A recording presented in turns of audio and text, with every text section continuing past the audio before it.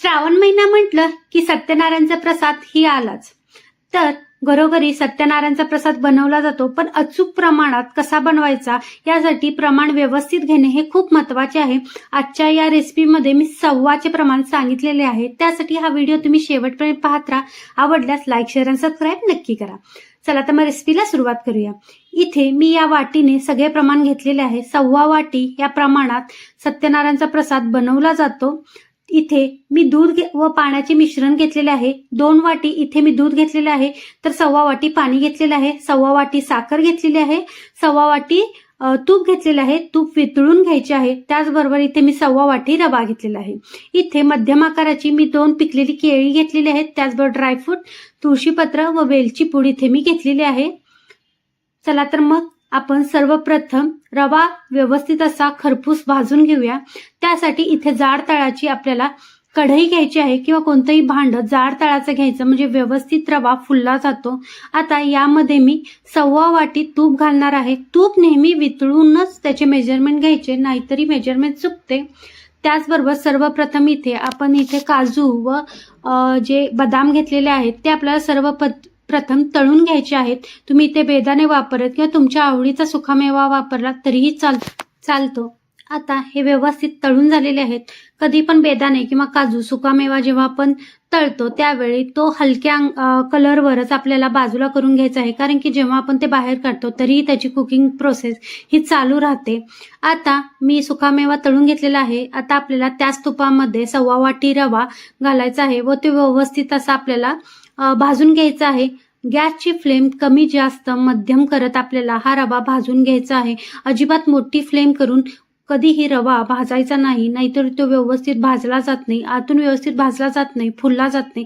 त्यामुळे कोणताही रव्याचा पदार्थ व्यवस्थित होत नाही. त्यासाठी रवा नेहमी स्लो ते मीडियम गॅसवर आपल्याला व्यवस्थित असा भाजून घ्यायचा आहे. आता या वेळेपर्यंत मला एकदम 5 ते 6 मिनिटं लागलेली आहेत रवा व्यवस्थित भाजून घ्यायला. आता जेव्हा आपला एक 80% रवा व्यवस्थित असा भाजून होतो, त्यामध्ये आपल्याला जी केळी आपण घेतलेली आहे ती बारीक कट करून यामध्ये घालायची. म्हणजे काय होतं, पुढचे जे 20 मिनिटं आपण रवा भाजून घेणार आहोत त्यामध्ये केळी व्यवस्थित अशी भाजली जातात व ती रव्यामध्ये व्यवस्थित मिक्स होतात, स्मॅश होतात. त्यामुळे त्याला ज्या प्रसादाला चव आहे ती केळीची पूर्णपणे उतरते व चवीलाही ते खूप उत्तम प्रकारे लागतात. केळी कधीच रवा शिजल्यानंतर वरून घालायची नाहीत, त्यामुळे अजिबात असा चव व्यवस्थित येत नाही. आता या पद्धतीने आपल्याला व्यवस्थित अशी रव्याबरोबर ही केळी खरपूस अशी व्यवस्थित अशी भाजून घ्यायची आहेत. एक 3 मिनिटं ते 4 मिनिटं भाजल्यानंतर व्यवस्थित असं जे तूप आहे ते केळीने व रव्याने व्यवस्थित शोषून घेतलेलं आहे. आता या स्टेजला आपल्याला यामध्ये जे दुधाचं व पाण्याचं प्रमाण घेतलेलं आहे ते यामध्ये ऍड करायचं आहे. इथे मी 2 वाटी दूध घेतलेलं आहे, तर 1.25 वाटी पाणी घेतलेलं आहे. तुम्ही पूर्णपणे 3.25 वाटी पाणी किंवा दूध घेऊ शकता तुमच्या आवडीनुसार. यामध्ये तुम्ही दुधाचा किंवा पाणी हे निम्मेही वापरू शकता. आता मी अजिबात स्किप न करता दाखवते तुम्हाला की आपण दूध घातल्या एखाद्या मिनिटातच व्यवस्थित रवा ते दूध व पाणी व्यवस्थित शोषून घेतं. यावरून आपल्याला असं कळतं की आपला रवा व्यवस्थित असा भाजून झालेला आहे. रव्याचा कोणताही प्रकार करताना खूप पेशन्सनी करावा लागतो.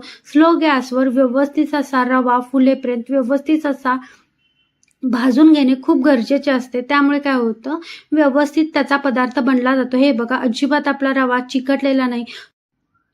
आता या स्टेजला यामध्ये आपल्याला साखर घालायची आहे.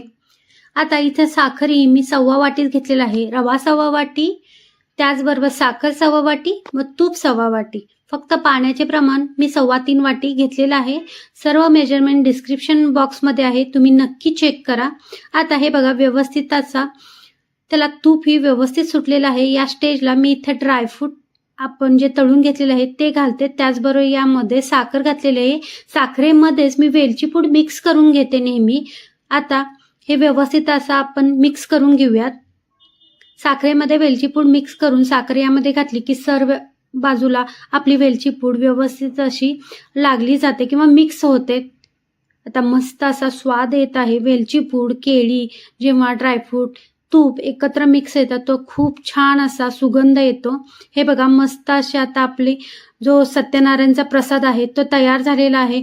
मऊ लुसलुशीत असा हा आपला सत्यनारायणचा प्रसाद तयार झालेला आहे. कुठेही चिकट बनलेला नाही किंवा जास्त असा कडकही बनलेला नाही. लक्षात ठेवा, साखर घातल्यानंतर आपल्याला जास्त वेळ अजिबात प्रसाद शिजवून घ्यायचा नाही. फक्त एक वाफ आपल्याला त्याला काढून घ्यायची आहे 1 मिनिटाची. काय होतं, जास्त वेळ जर तुम्ही साखर घातल्यावर शिजवून घेतलं तर ते कोरडा बनतं. आता इथे मी तुळशीची पानं भरून घातलेली आहेत. आता याच्यावर झाकण ठेवून 1 मिनिट आपल्याला वाफ काढून घ्यायची आहे.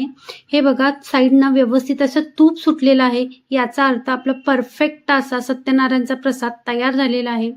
1 मिनिट मी याची वाफ काढून घेते व 1 मिनिटानंतर गॅस बंद करून आपण चेक करूया. साईडला व्यवस्थित असे तूप सुटलेलं आहे, सुगंधही खूप मस्त येत आहे. असा आपला हा सत्यनारायणचा प्रसाद एकदम मस्त असा तयार झालेला आहे. अजिबात कडक नाही, त्याचबरोबर चिकटही नाही, मस्त असा लुसलुशीत आपला हा सत्यनारायणचा प्रसाद तयार झालेला आहे. आजची ही रेसिपी तुम्हाला आवडली असल्यास प्लीज चॅनलला लाईक, शेअर आणि सबस्क्राईब नक्की करा आणि बेल आयकॉनचेही बटन दाबा, म्हणजे रेसिपी आल्यावर तुम्हाला नोटिफिकेशन येईल. पुन्हा भेटूया अशाच रेसिपीसोबत, त्याचबरोबर नवीन नवीन व्लॉगसोबत. तोपर्यंत धन्यवाद.